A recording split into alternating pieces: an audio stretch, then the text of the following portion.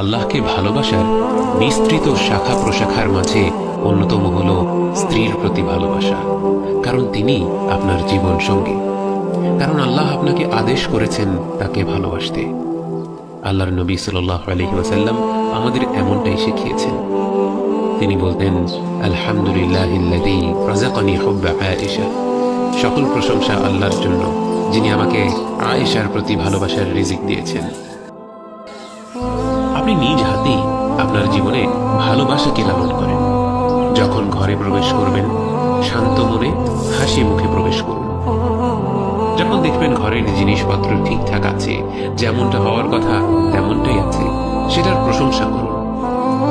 কোন স্বামীরা আছেন, আল্লাহ তাদের ক্ষমা করুক, পরিষ্কার পরিচ্ছন্ন ঘরে ফিরছেন, ফিরে দেখছেন তাদের স্ত্রী সেজেগুজে তাদের ঘরে স্বাগত জানাচ্ছে, অথচ তারা স্ত্রীর সাথে হাসি মুখে কথা না বলেই হয়তো বলে উঠবেন, ওই খাবারটা দাও। সালাম দেয়া অথবা আল্লাহ তোমার কাজে সন্তুষ্ট হোক, তুমি আমার জীবনের আশার প্রতীক, এ ধরনের কোনো কথা তারা বলেন না।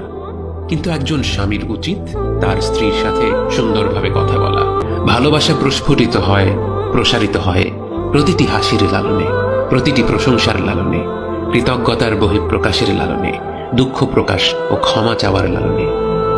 আপনার জীবনের সাফল্য নির্ভর করবে চারটি বিষয়ের উপর: আপনার রবের আনুগত্য, আপনার পরিবারের দায়িত্ব সুন্দরভাবে পালন করা, নিজের কাজকর্ম সৎভাবে করা এবং সুস্বাস্থ্য বজায় রাখা।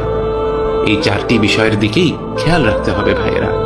আংশিক সাফল্য বলে কিছু নেই, বরং এই সব কিছু সামষ্টিকভাবে আপনাকে সাফল্য এনে দিবে।